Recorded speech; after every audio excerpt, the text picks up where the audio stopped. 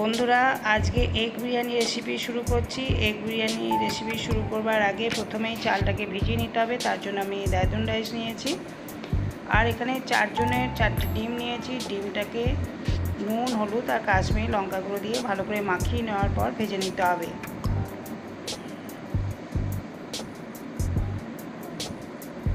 আজকের এই এগ বিরিয়ানি রেসিপিটা যদি তোমাদের ভালো লাগে অবশ্যই ভিডিও শেষে একটা লাইক এবং কমেন্ট করো। নতুন কোনো বন্ধু আমার চ্যানেলে আসলে চ্যানেলটিকে সাবস্ক্রাইব করে দেওয়ার জন্য অনুরোধ করব।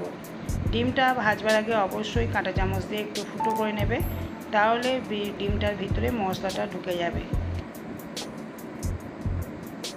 প্রথমে আমি পেঁয়াজের বেরেস্তাটা তৈরি করে নিচ্ছি। এখানে বড় সাইজে 5টা পেঁয়াজ কুচিয়ে নিয়েছি। পেঁয়াজটাকে একদম হাই হিটে ভেজে নিতে হবে। তেলের পরিমাণ একটু বেশি লাগে বেরেস্তা তৈরি করতে। আমি আলাদা করে আর কোনো তেল দেবো না, এই বেরেস্তাতে যে তেলটা দিয়েছি তাতেই আমার বিরিয়ানি তৈরি হয়ে যাবে।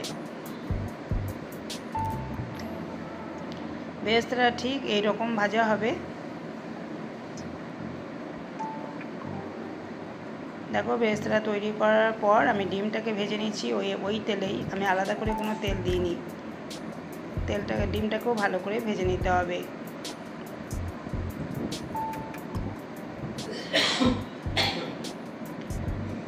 এরপর ফোড়নের জন্য নিচ্ছি এলাচ, দারচিনি, লবঙ্গ, স্টার এনিংস, তেজপাতা, গোটাগত গোলমরিচ দিয়েছি আর সাজিরে। সব কিছু ভালো করে ভেজে নেব।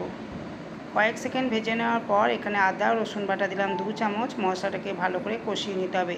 যতক্ষণ আদা রসুন থেকে কাঁচা গন্ধ না যাবে ততক্ষণ অবধি মশলাটাকে কষিয়ে নিতে হবে। আর এখানে দেখো আমি রেগুলার যে মশলাগুলো ব্যবহার করি, ধনে গুঁড়ো, জিরে, হলুদ, কাশ্মীরি লঙ্কা গুঁড়ো, এই মশলাটা কষিয়ে নেওয়ার পর শুকনো মশলাগুলো ভালো করে কষিয়ে নিতে হবে সামান্য জল ছিটিয়ে।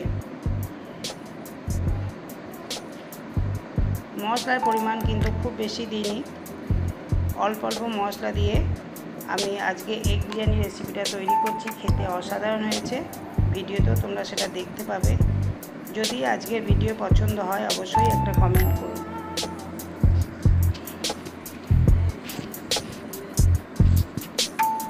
মশলাটাকে খুব ভালো করে কষিয়ে নিচ্ছি। সামান্য একটু জল দিলাম যাতে মশলাটা পুড়ে না যায়। এবার ঢাকা দিয়ে মশলাটা কষিয়ে নেব। তেলটা উপরে ছেড়ে আসলে তারপরে আমি অন্যান্য জিনিসগুলো দেব। মশলা থেকে তেলটা ছেড়ে দিয়েছে।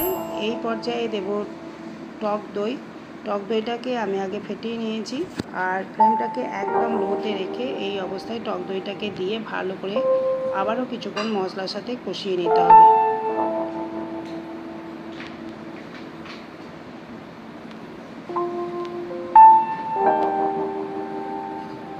এবার ডিমটাকে আমি কিছুক্ষণের জন্য রান্না করে নেব। 1 মিনিট অপেক্ষা করতে হবে। ডিমটা ভালো করে মশলার সাথে কষিয়ে নিতে হবে। তার জন্য আমি এখানে ঢাকা দিয়ে 1 মিনিট মতো ডিমটাকে রান্না করে নিচ্ছি।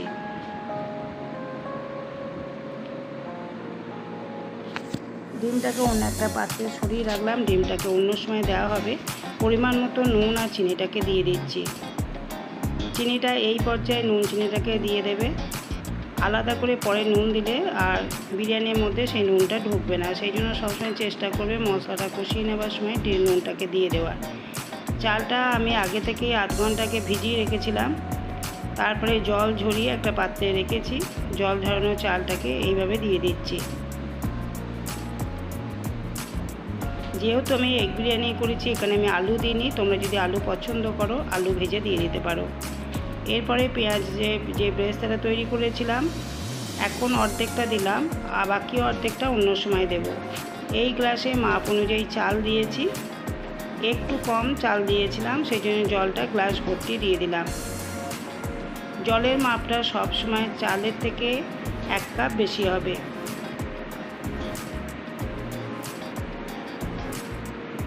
যতক্ষণ না ফুটছে একটু ওয়েট করছি। জলটা একটু ফুটে গেলেই আমি ডিমটাকে দিয়ে দেব। দেখো জলটা ফুটতে শুরু করেছে, ডিমটাকে দিয়ে দিলাম। এবার দেবো উপর থেকে ধনেপাতাটা ছড়িয়ে দিতে হবে। পরপর জিনিসগুলো এই সময় দিয়ে দেব। চেরা কাঁচা লঙ্কা দিলাম, 4টে লঙ্কা দিয়েছি। যদি বাচ্চারা খায় তাহলে লঙ্কা নাও দিতে পারো।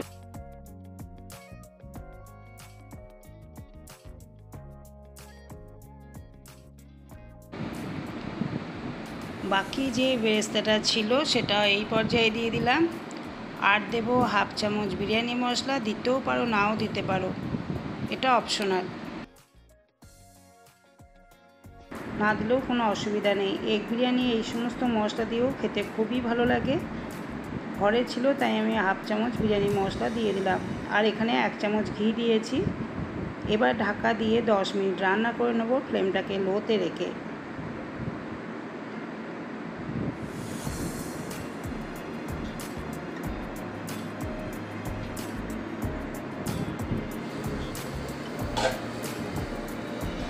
আর নামাবার আগে দুধে ভেজানো কেশরটাও দিয়ে দিলাম।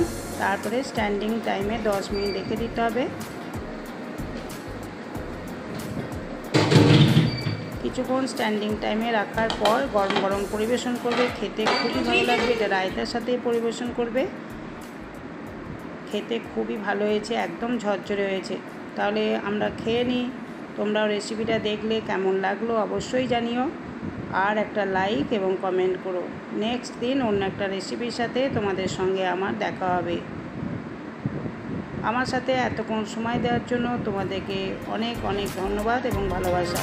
Thank you.